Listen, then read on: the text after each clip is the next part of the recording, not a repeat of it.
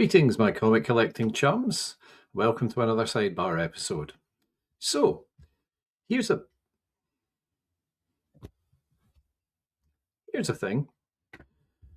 During the festive episode of People with Issues, my good friend Comic Mike from Canada asked the question about my hopes for the channel for the next year. And being sort of on the spot and full of wine at the time, my answer was somewhat restricted to, I was thinking in terms of numbers and things like that, subscribers, viewers, stuff that I'm not really interested in. I didn't really give sort of Mike a full answer on content where I do have some ideas for that. And they include things like doing a couple of live activities. I'll say a couple, we'll see.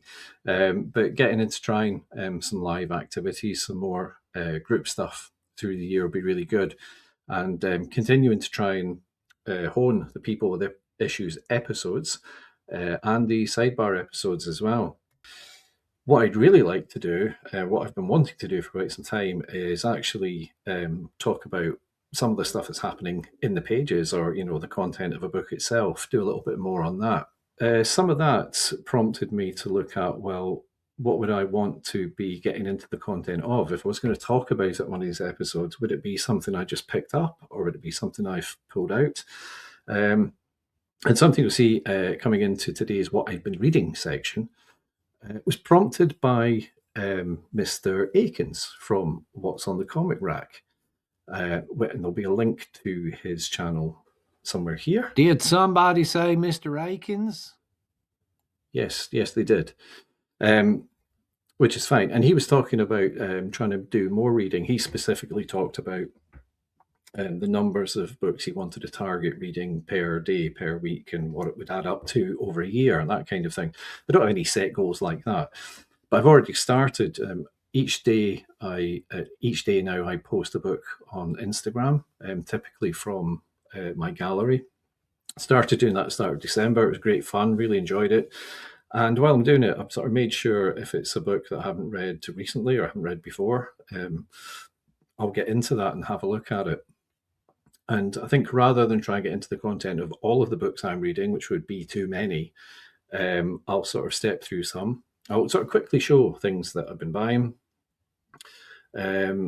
stop on anything that's particularly significant and explain why I bought it.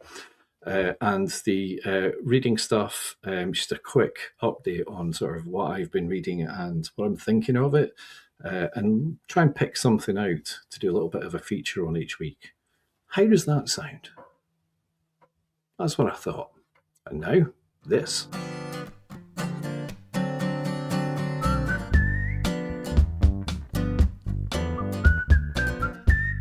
So recent buys, there have been quite a few, which is why it's been difficult to keep on top of the process. Towards the end of the year, particularly identified a couple of good UK eBay sellers, stuff in great condition. Some stuff that's kind of not usually available in such good condition in a sense copy for such a reasonable price. And they've turned out to be really good in terms of communication, shipping, packaging, and all the rest of it. So there has been a lot building up. First of all, this is Savage Sword of Conan Volume 1, which I showed previously. I have bought Volume 2, and it's upstairs, and I can't be arsed to go and get it, which is why I'm showing you Volume 1. But I bought Volume 2, so there's that. Next up, and this is really nice, this came from one of the sellers I was talking about. This is the square-bound Fear Issue 1 featuring Monstrom. It came from the Black Swamp. Really, really nice condition. Now, this is from, about 1970? Square bound, which probably can't really see there. The spine is in unusually good condition. I'm really pleased with this. You can see the colours and everything look great on it. So that's a lot of fun. And I'm going to be having a closer look at that. From one of the American sellers, I bought a couple of items I'm going to come on to, but as I mentioned before, I can tend to sort of try and fill out the shipping or make the best of the shipping by adding in some less expensive, maybe Bronze Age stuff, fillers, and I did well with that this time. We've got 3 copies of Spider Woman that I needed. So that is issue 5, issue 6, and issue 9. They're sort of mid-grade, sort of five minus, which is fine for those, and that gives me a complete run of 1 to 9 in Spider Woman. I think I've got 11 as well, so I'll find issue 10 at some point, pick that up and fill that in. I'm really looking forward to reading those as well. Quite into reading Bronze Age stuff at the moment. An unusual pickup from, this is again one of the UK sellers, and it's another square bound book. I bought this purely for the cover, and it's Detective Comics, the 100 pager with the Jim Aparo cover, which is just, I think that's gorgeous. Really, really like that. Now, this wasn't too expensive because, it's number 442, by the way, Detective Comics 442. Again, it's square bound. The spine on this is actually quite knackered. The correction, this came from a US seller. There's like it's not a split in the spine, but there's like a really thin ravine in the spine. You could actually fit your fingernail into it if your fingernail's long enough. But when you take the book out, the spine's intact on the inside, if that makes sense. There's nothing loose or falling out. So it's actually in really nice shape, but the spine, if you can see it up close, looks really kind of ugly. But yeah, beautiful. So very pleased with that. That wasn't expensive. And again, that was a kind of postage filler. Continuing my odd fascination with PC comics from the 80s, which they don't have the polish of Marvel or DC comics, more established titles, but quite curious about them. And I picked up from a UK seller issue 1 and 2 of Ms. Mystic. And I don't know anything about Ms. Mystic, but I do know that this is Neil Adams' art. I think that the representation, I don't know if it's the inks or the print or what have you, isn't as good as would normally expect to see from Neil Adams, but the content of the art is, if that makes sense. I think particularly this issue, the yellow one, I think the detail on that's fantastic. Really like it. So I'll be interested to have a look at those and see what the score is with them.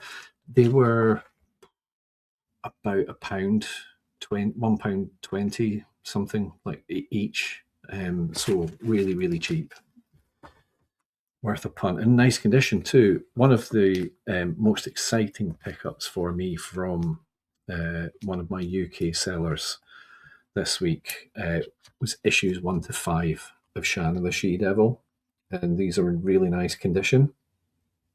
So obviously issue 1 has a Jim Steranko cover, and issue 2 has a Jim Steranko cover. Don't they look nice? And 3, I think then we got on to John Buscema. I have made my notes on the back. John Romita Sr. with that one. And issue 5, again, Romita Sr. On the cover art. Ross Andrew doing the interiors. So I'm really pleased to have them. Like I said, picked them up. They weren't like really cheap, but they were significantly below what I see them going for. And it's the same with some of this other seller stuff. The last 2 books I got from one particular UK seller this week, it's kind of, again, they weren't really cheap, but I would say probably paid about 20-30% of what I would have expected to pay for these books. One, I'm really pleased with the condition of. Shut up and show you them now. The first one, Tales to Astonish, issue 20. So we've got Jack Kirby, Dick Ayers on this one. This is from 1961. See if I can get rid of some of that glare. That's a bit better. It's probably about a 3.0. And one of the coolest things about this, it wasn't mentioned in the listing, is that there is a star stamp indicating it was distributed to military bases overseas. So yeah, really delighted to have that. Like I say, it wasn't really cheap, but it was a really, really good price. So really chuffed with that. I was hunted by X, the thing that lives. And I wonder if it's one of those things where they're like, "Hey Jack, what's the name of the monster?" And it's like, "I don't know yet. Let's just put an X in there and we'll figure that out later." And they forgot. Maybe. I don't know. And final one from, I think it's from the same seller. Amazing Adult Fantasy, issue 8. That's from 1962. Again, it's probably about a 3.0. It's just general wear, though. These books are intact and they're complete. This one, chock full of Lee and Ditko goodness. Now, that is not the most interesting cover on one of these old books in terms of the detail, but the colour of it, absolutely splendid, is it not? I really, really wanted a copy of Amazing Fantasy or Amazing Adult Fantasy, one of the pre-Spider-Man issues. So this coming up, like I say, getting it in the UK, a sense copy for a really good price. Absolutely delighted with that. So there we go. I'm sure there's one or two other bits around here that I've bought in the last month. I can't remember what they are. So either they'll make it into the next episode or you'll never find out. But we'll all survive. Now, what have I been reading though?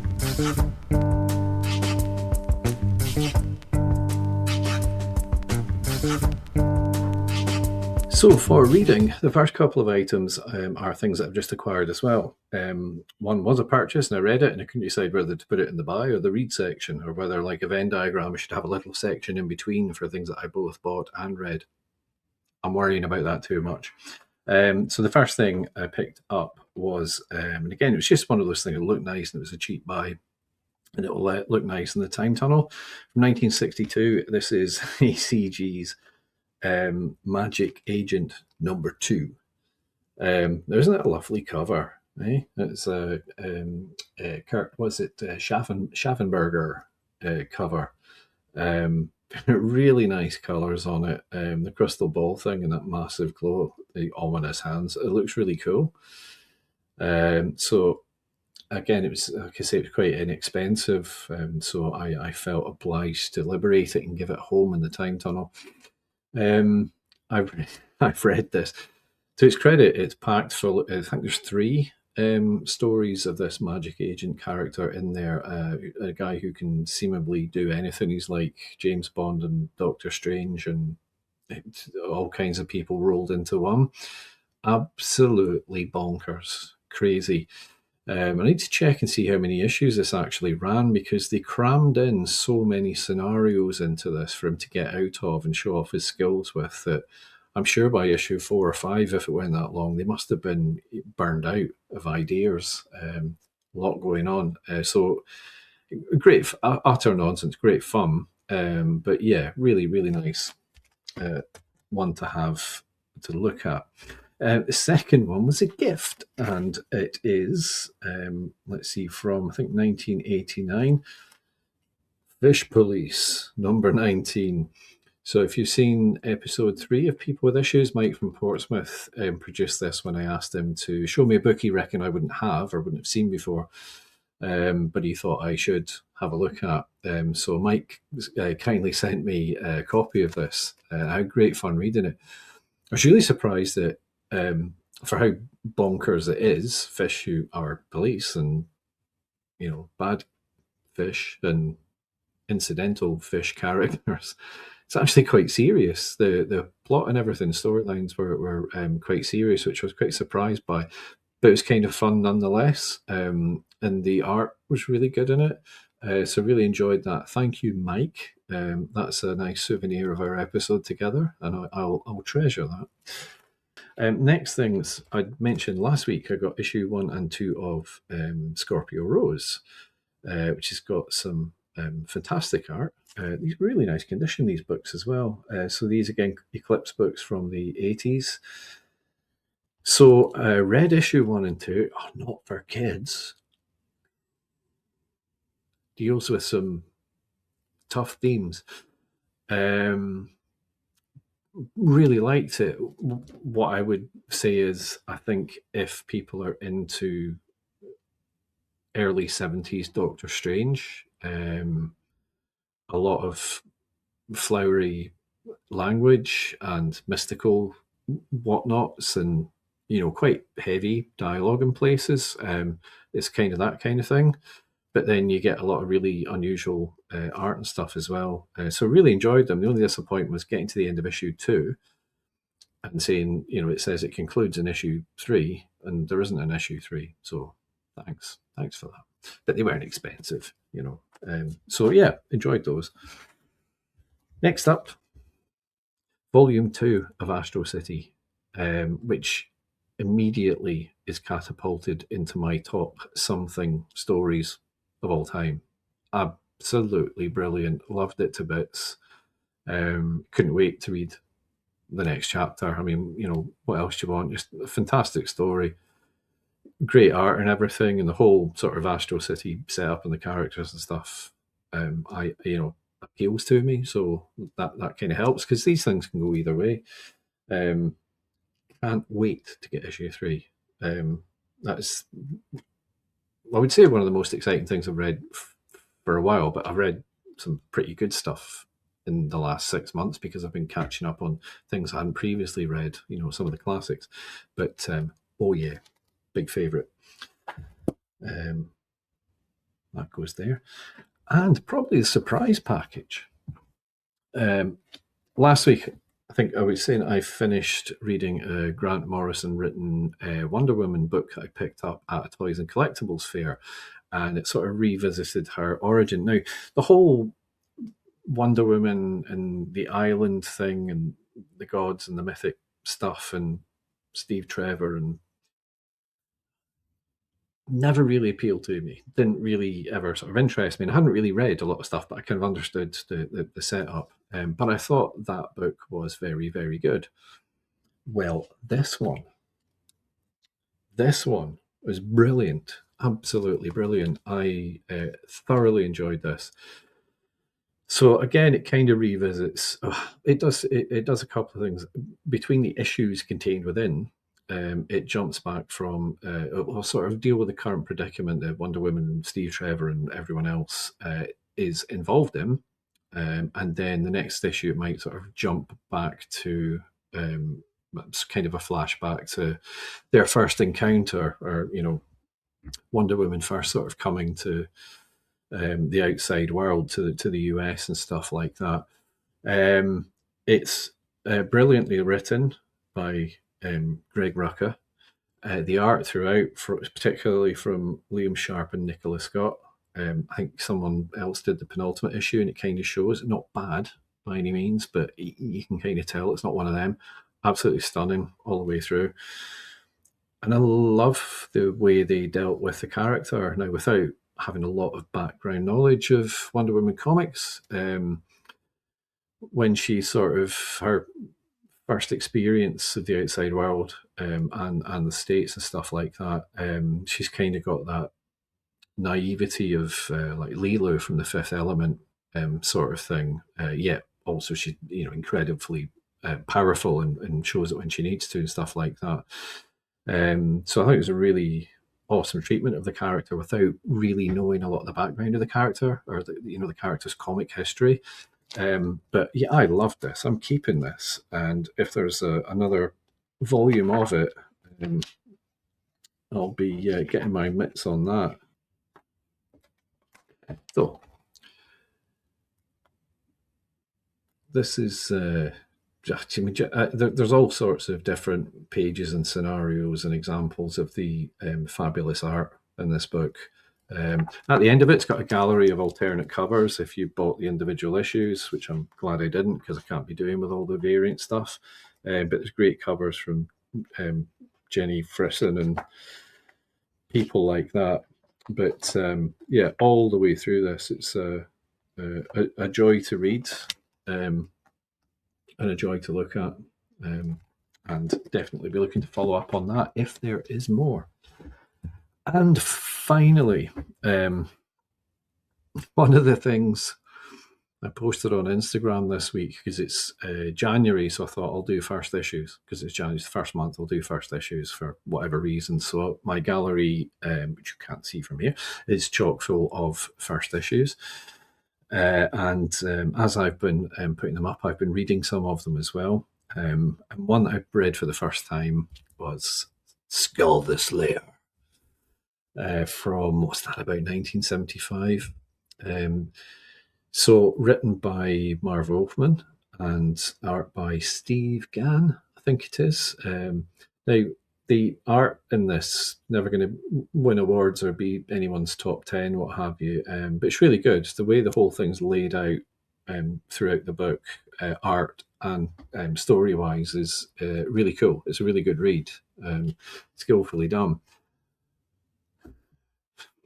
There's a page in here. I'll have an image of it on the screen. There's a page in here where Marv Wolfman addresses the reader and says, I'll go tell you a bit about how it took him 4 years to get this from concept to, and pitch to actually into production, which probably dates the original idea back to nearer, the start of the 70s, which is near the 60s. And that might explain some of the dialogue and the narration in the captions and the way it's been written, because it sounds like Mr. Wolfman was doobied off his face while he was writing this.